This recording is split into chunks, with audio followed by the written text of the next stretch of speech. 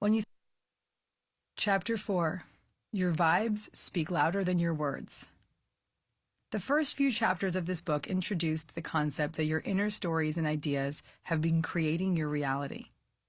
Now it's time to dive deeper into the practice of understanding how your projected thoughts and words affect your energy field, and how your energy field affects your life. A Course in Miracles says, there are no idle thoughts. All thinking produces form at some level. When you think positive and loving thoughts and use empowering words, you feel good. But when you focus your thoughts and words on lack, judgment, and separation, you feel terrible. Your thoughts and words can affect your nervous system, your energy, and really your entire life experience. Begin to pay close attention to how your thoughts and words affect your energy. Your energy is your greatest source of power. When you vibrate a high vibe, loving energy, you will receive high vibe, loving energy reflected back to you. Conversely, when you put out low-level energy, you'll receive low-level energy experiences in return. Therefore, your power lies in your ability to change your energy at any time to increase the likelihood of being the recipient of a high vibe, loving energy. Yogi Bhajan, the yoga master who brought the Kundalini teachings to the West, said, "If your presence doesn't work, neither will your word." Being in alignment with your presence means that you allow the energy of the universe to move through you naturally. It means that you've set aside all limiting beliefs and smallness and realigned with the thoughts, words, and feelings of love. Simply put, your energy is a free-flowing expression of love. The promise of aligning with your energy presence is that you'll be more connected. This connection creates deeper relationships, synchronistic support from the universe, easy access to your source of inspiration, and a sense of safety in the midst of uncertainty. Throughout my speaking career, I've had many magical experiences of feeling in full alignment with the presence of my power. One talk in particular taught me the miracle of being in the presence of my authentic power. I was giving a lecture in Hamburg, and most people in the audience spoke only German. 80% of them were wearing headphones so they could hear the translator recite my talk in German. This was the first time I had an experience with a translator. Before walking onto the stage, I prayed and meditated, and I asked the universe for guidance on how to be of service to this group. Then I surrendered my talk to the care of my inner guide. The moment I hit the stage, I heard my inner guide say, "Don't rely on your words, rely on your presence." This intuition moved me deeply. I began by speaking very slowly. I allowed myself to be moved by the stories I was telling, and I trusted that as long as I was moved by my message, the audience would be moved too. Halfway through my talk, I looked at the audience with their headphones and I said, "I have a request. I'd love for you to take off your headphones and experience my talk through my energy rather than my words." They were all willing to play along, and they took them off. At that moment, I began to feel as though I was in an energetic dance with the audience, communicating through a vibration.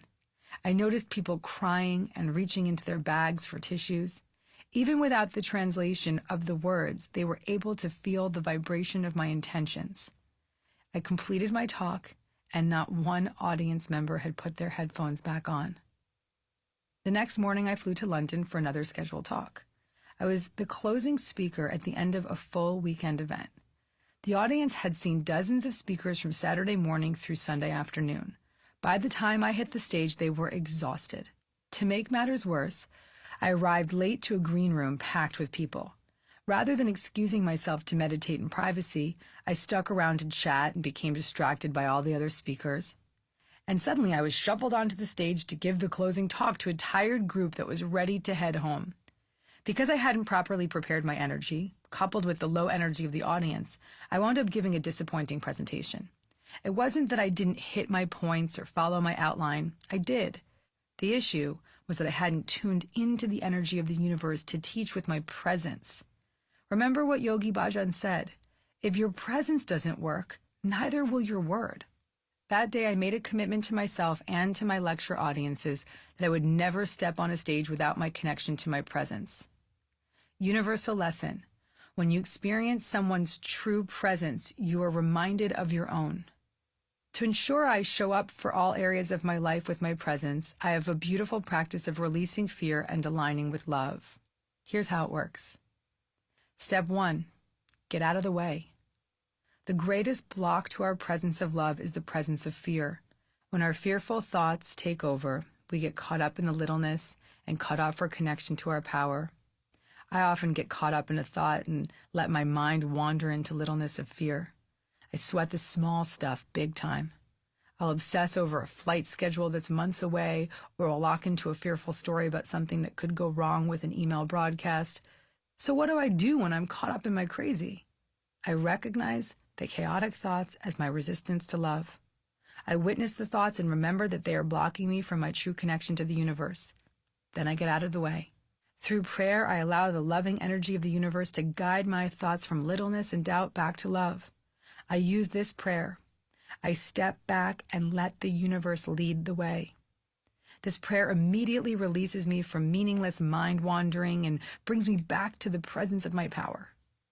I say this prayer all throughout the day to keep me in constant contact with the love of the universe. Use this prayer whenever fear has you in a headlock. Step 2. Calibrate your energy by meditating. I meditate daily to enhance my connection to the universe and fine-tune my energy. In meditation, we activate synchronistic support and connection to the universe. Meditation strips away doubt, limitation, and fear to reconnect us with the flow of love. While sitting in deep stillness of meditation, I notice my energy shift as it reorganizes with the energy of the universe. Calibrating your energy in this way is like a musician tuning an instrument. When we're tuned in and connected, we become aware of the synchronicity and support that are around us. Once, before I gave a talk in Toronto, I sat in a 15-minute meditation to prepare. In the stillness, I felt my limbs tingle and my energy shift. Then I started to receive a vision of myself on the stage in front of the large audience. I saw my small physical frame with massive angel wings extending from my shoulders. These wings were nearly 50 feet in length and they dominated the entire stage. The image brought me to tears. Shortly after my meditation, I stepped onto the stage and my wings came with me. The way I felt on stage was the same feeling I connected to in my meditation. I had a magical experience with this audience. I showed up with my presence and helped them awaken them to their own. Afterward, during the book signing, a woman came up to me and said, "Gabby, your talk was incredibly moving. I felt as though you had angel wings spreading across the stage." I smiled and said, "I did." The images we receive in meditation can guide us to remember the magnificence of our true selves. Use your meditation practice to tune into your presence and bring forth your greatest source of power. Follow this meditation now. For several years, I've been a student and teacher of Kundalini meditation. Kundalini meditations are very powerful in that they lock you into the energy of the universe fast. There's a simple and yet profound meditation called Kirtan Kriya that has the capacity to redirect your focus off fear and doubt so that you can feel deeply connected to love. Kirtan means song in Sanskrit, and Kriya is a specific set of movements. A Kriya set is designed to bring the body, mind, and emotions into balance, to elevate your presence and enable healing. Kirtan Kriya combines a mantra and hand gestures, mudras, to uplift you and deeply connect you to the divine energy of the universe. While practicing Kirtan Kriya, you'll chant the mantra Sat Nam, which means truth identified, or truth is your name. The mudras or finger positions are important in this Kriya. Here's how you practice Kirtan Kriya. If you're driving, practice this later. Sit comfortably in a chair or cross-legged on the floor. Roll your shoulders back and straighten your neck. Get your body into a straight alignment to become a vessel to receive the love of the universe. Repeat the sa, ta, na, ma sounds while you chant the mantra. While you chant the mantra, imagine the sounds flowing in through the top of your head and out the middle of your forehead. With each sound, tap a finger. Sa, tap your thumb to your pointer. Ta, tap your thumb to your middle finger. Na, tap your thumb to your ring finger. Ma, tap your thumb to your pinky finger. Sa, ta, na, ma. For 2 minutes, chant in your normal voice. For the next 2 minutes, chant in a whisper. For the next 4 minutes, say the sound silently to yourself. Then reverse the order, whispering for 2 minutes, and then out loud for 2 minutes, for a total of 12 minutes. To end the meditation, inhale very deeply, stretch your hands above your head, and then bring them down slowly, sweeping out to the sides. If you want further guidance with this meditation, visit gabbybernstein.com/universe. Practice this Kriya for 12 minutes or less. I recommend that you chant along with the music found at gabbybernstein.com/universe. Practicing Kirtan Kriya for 12 minutes a day has been shown to reduce stress levels and increase activity in areas of the brain that support memory. Use this meditation to slow down and tune in. Step 3. Set empowering intentions. The intention to be in your presence is enough to realign you to love. Setting an intention can be as basic as stating to yourself, silently or out loud, that you're ready to reconnect to your presence. This statement sends a message to the universe that you are willing to release fear and align your thoughts and energy with love. Whenever you notice yourself out of alignment, set the intention to come back home. Your intentions are far more powerful than you can imagine. Think about the intentions you set throughout your day. Are you intending to get things done quickly, to achieve and accomplish, to avoid negative outcomes, to just get through the day? What would happen if instead you intended to feel good? Universal lesson: your intentions create your reality. A story about my friend Jessica illuminates the power of intention. Jessica complained constantly that she was the only single girl in her group of friends and struggled even to get a date. All her thoughts, words, and energy focused on the problem of not having a partner. As her friend, I finally got to the point where I had to intervene. I explained to her that all the energy she expended telling herself and the world that it sucked being single and that there were no great guys out there was not helping her get a date. I showed her how her negative focus was lowering her energy, thereby making her really unattractive to prospective dates. I challenged her to set a new intention. Instead of spending her days complaining that there was no one out there, I suggested that she focus on the possibility that there was. Willing to take my advice, over a 3-week period, Jessica redirected her focus and began each day with the intention to focus on attracting a partner. She got super into online dating. She spent time in social settings that really lit her up, and she changed the way she talked about dating. Instead of complaining about how bad it was, she started to say things like, "I'm manifesting my partner, and I'm preparing myself for when he comes." She was empowered by her intentions and her words.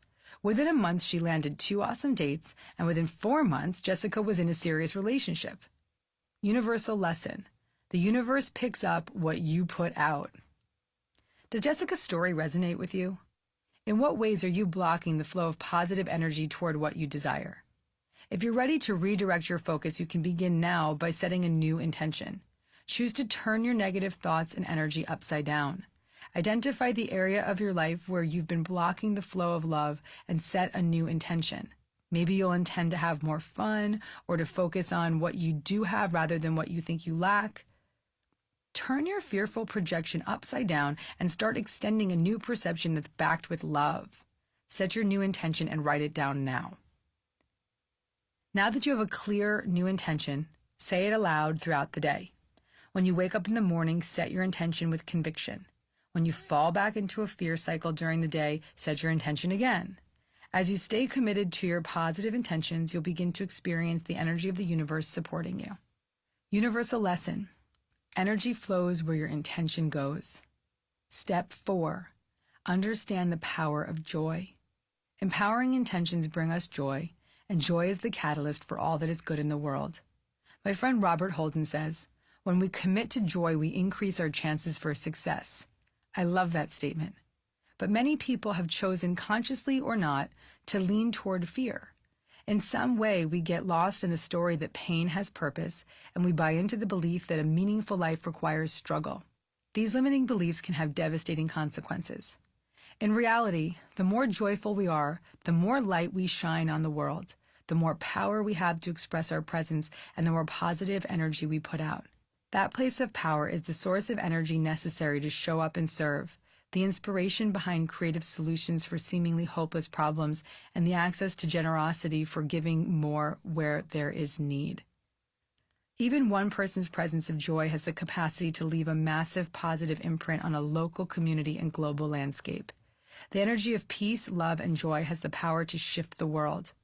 Maharishi Mahesh Yogi was a spiritual teacher who founded the Transcendental Meditation movement in India in the 1950s, and then brought the practice to the West. He predicted that if 1% of a population meditated, the coherence of the group would have the power to improve an entire population's quality of life. He believed that the unified field, joy, and calming energy of the group would have the capacity to bring increased peace and harmony to the rest of the community. Maharishi theorized that when groups of people meditate together with shared intentions of peace, their alpha brainwaves become synchronized. The coherence of brainwaves then causes people who are not meditating to receive the same properties in their subconscious minds. Maharishi's prophecy was proven right in a study published in 1976. A group of monks was sent into a crime-ridden community. In this case, the number of monks sent represented 1% of the community's total population. The monks practiced meditation in the community, and over time the crime rate dropped by an astounding 16%.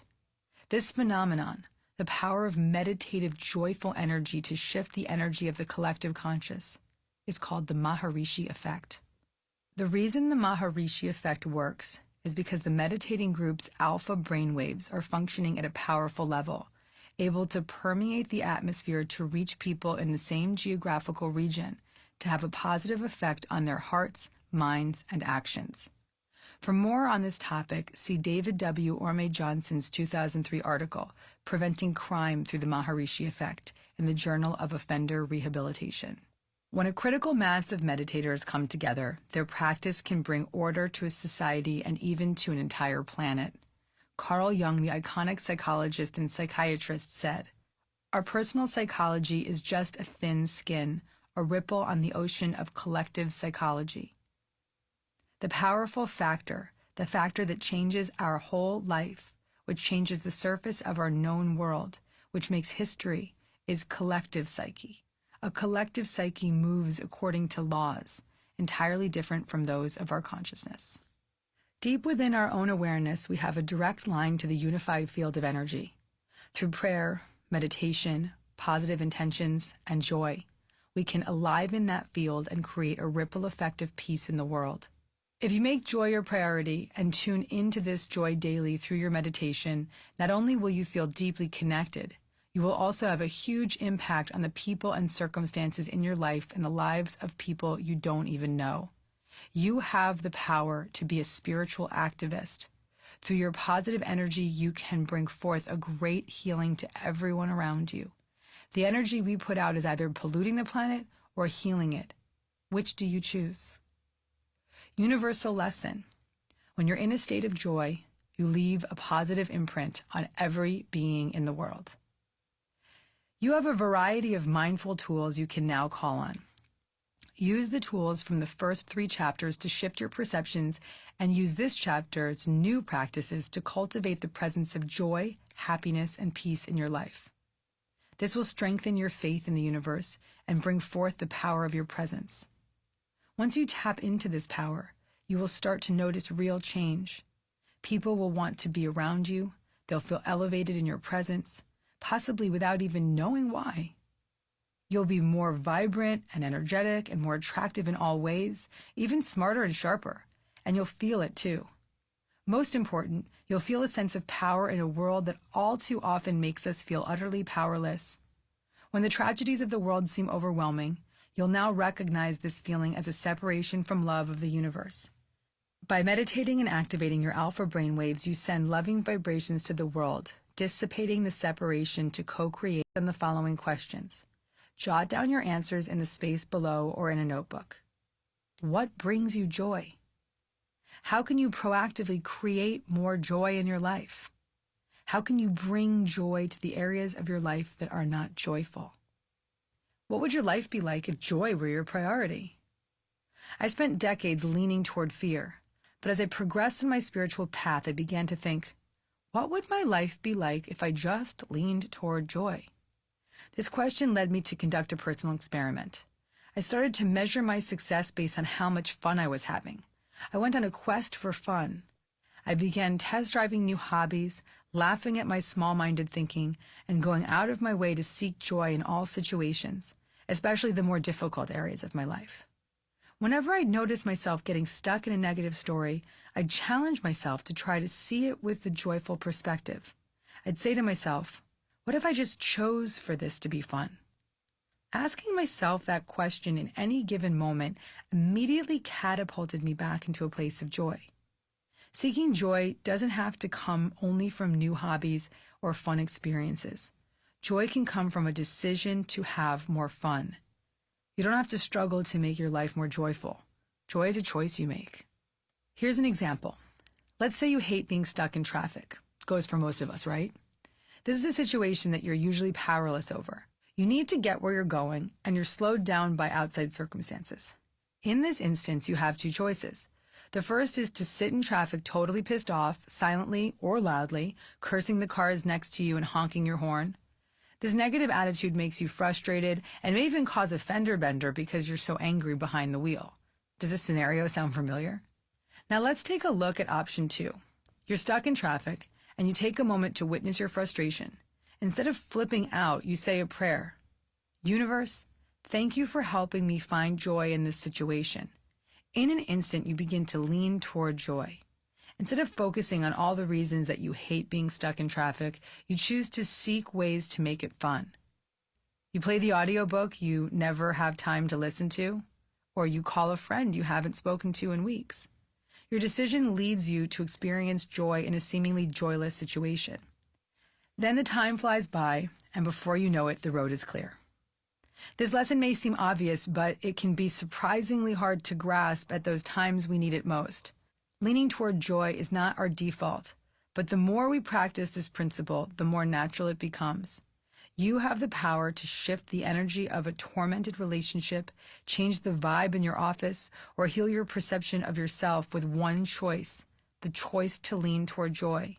When joy becomes your priority, making decisions becomes easier, relationships become more loving, and you start to trust that the universe has your back. As you choose more loving thoughts, more empowering words, more moments of prayer, and longer stillness on your meditation pillow, you'll begin to experience and express joy naturally. This will give you the freedom you long for. It will open the floodgates for the universe to support you in ways you couldn't possibly imagine. Step 6.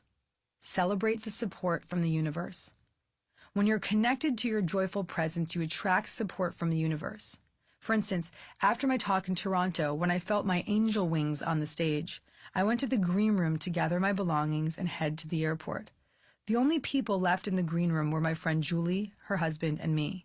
We sat together for a moment to connect, and then I got up to leave. When I stood up, Julie's husband noticed a small charm on the table. He picked it up and said, "I don't know why, Gabby, but I think this is for you." He handed me a charm.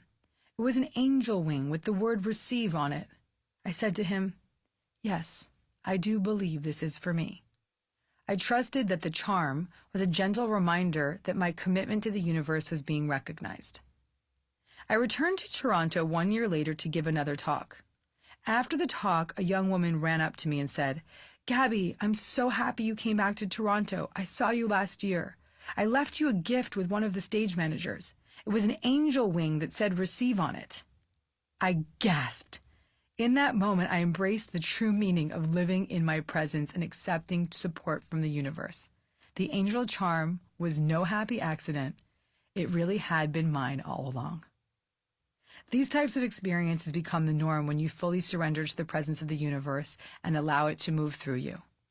Celebrate the moments when you find yourself in sync with the universe. This connection is available to you all the time. Bring energy and enthusiasm into the path of reconnecting, and it will be a joyful process.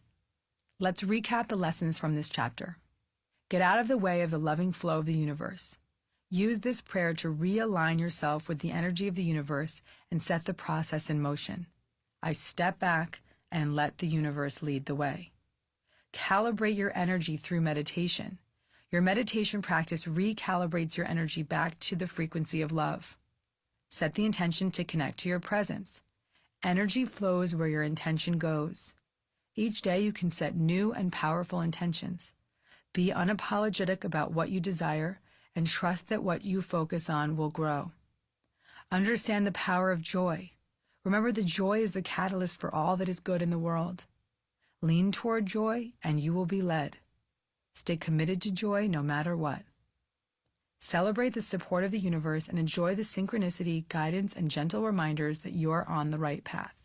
Practicing the tools I've offered so far will open you up to a way of perceiving life that is far different from anything you've ever known. You'll soon begin to experience the miraculous, flowing love of the universe by your side. Once you begin to get in sync with the universe, some really groovy things happen. In Chapter 5, I share personal stories from my life and from the lives of friends who have had the great privilege of flowing with the guidance of the universe. These stories will empower you to begin your own co-creation with the energy of the universe. My hope is that the coming chapters will help you dive deeper into the realm of infinite possibilities for a divinely guided life.